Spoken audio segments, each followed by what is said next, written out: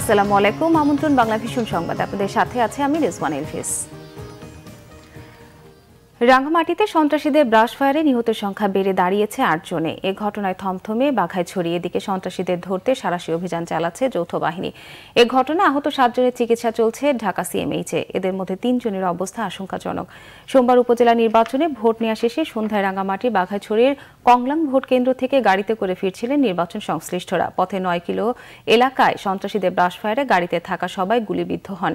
নিহত হন ৭ জন। এ ঘটনায় গুরুতর আহত ৭ জনকে সেনাবাহিনী তত্ত্বাবধানে উন্নত চিকিৎসার জন্য আনা হয়েছে ঢাকা সিএমএইচে। এদের মধ্যে ৩ জনের অবস্থা আশঙ্কাজনক। ১০ জনের চিকিৎসা চলছে চট্টগ্রাম সিএমএইচে। চট্টগ্রাম সিএমএইচে আহতদের দেখতে যান CEC K M Nurul Huda. বলে, নির্বাচনী অনিয়মের জন্য হত্যাকাণ্ড মেনে নেওয়া যায় না। এদিকে এ ঘটনার কয়েক ঘণ্টার মধ্যে মঙ্গলবার সকালে বিলাইছড়ি ফারুয়া এলাকার আলীখিংয়ের উপজেলা আওয়ামী লীগের সভাপতি মিহির কান্তি তংচঙ্গাকে গুলি করে হত্যা করে দুর্বৃত্তরা।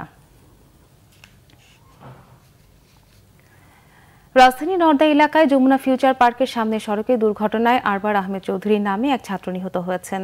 আরবার বাংলাদেশ ইউনিভার্সিটি প্রফেশনাল বিইউপির ছাত্র ছিলেন। তার বয়স আনুমানিক ২০ বছর। প্রত্যক্ষদর্শীরা জানান, সকাল ৭:৩০টার দিকে সে যখন রাস্তা পার হচ্ছিল তখন সুপ্রভাত পরিবহনের একটি বাস তাকে চাপা দেয়। তার সাথে থাকা এক বন্ধু জানিয়েছেন, সকাল ৮:৩০টায় ক্লাস ধরার জন্য আরবার বিশ্ববিদ্যালয়ের বাসে উঠতে বসুন্ধরা গেইটে আসে।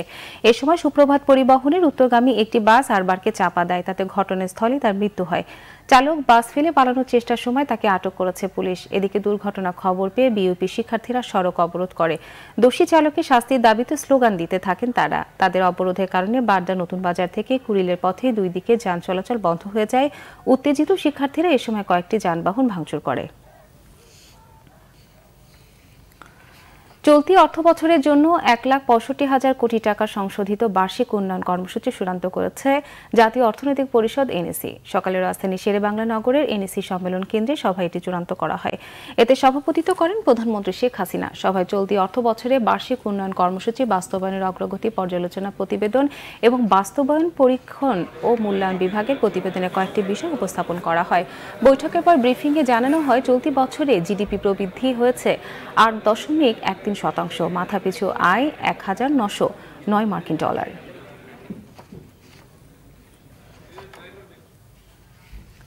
বিএনপি চেয়ারপারসন বেগম খালেদা জিয়ার বিরুদ্ধে করা নাইকো মামলার অভিযোগ গঠনের পরবর্তী শুনানি ১ এপ্রিল। নাজিমুদ্দিন রোডে পুরাতন কেন্দ্রীয় কারাগারে বসানো বিশেষ আদালতের বিচারক শেখ হাফিজুর রহমান এ তারিখ নির্ধারণ করেন। বেলা 12:30টার দিকে বিএনপি চেয়ারপারসন বেগম খালেদা জিয়ার উপস্থিতিতেই বিশেষ আদালতের কার্যক্রম শুরু হয়। আসামি পক্ষ অভিযোগ গঠনের শুনানির জন্য সময়ের আবেদন করলে আদালত তা মঞ্জুর করে নতুন তারিখ দেন। বেগম জিয়ার আইনজীবী অভিযোগ করেন, অসুস্থ থাকার পর খালেদা জিয়াকে জোর করে আদালতে নেওয়া হয়েছে। দেশের বাইরের খবর। নেদারল্যান্ডের উট্রেচ শহরের যাত্রীবাহী ট্রামে বন্দুক হামলাকারী ৩৭ বছর বয়সী তুরস্কের নাগরিক গোকমেন তানিসকে গ্রেফতার করেছে পুলিশ। তবে হামলার কারণ এখনও জানা যায়নি বলে জানিয়েছেন দেশটির প্রধানমন্ত্রী মার্ক রুট।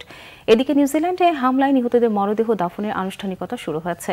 সোমবার নেদারল্যান্ডে যাত্রীবাহী ট্রামে হামলার কয়েক ঘণ্টার পর ঘটনাস্থল থেকে ৩ কিলোমিটার দূরে এক বিল্ডিং থেকে তাকে গ্রেফতার করে পুলিশ। এই ঘটনায় সন্দেহভাজন আরও ২ জনকে গ্রেফতার করেছে ডাচ পুলিশ। হামলার পেছনে পারিবারিক কারণ থাকতে পারে বলে জানিয়েছে দেশটির এক আইনজীবী। তবে হামলার কারণ এখনও অস্পষ্ট বলে জানান দেশটির প্রধানমন্ত্রী মার্ক রুট। এদিকে ঘৃণা প্রকাশের জন্য নিউজিল্যান্ডের ক্রাইস্টচার্চে হামলাকারী নাম উচ্চারণ না করার শপথ নিয়েছেন দেশটির প্রধানমন্ত্রী জেসিন্ডা আর্ডার্ন।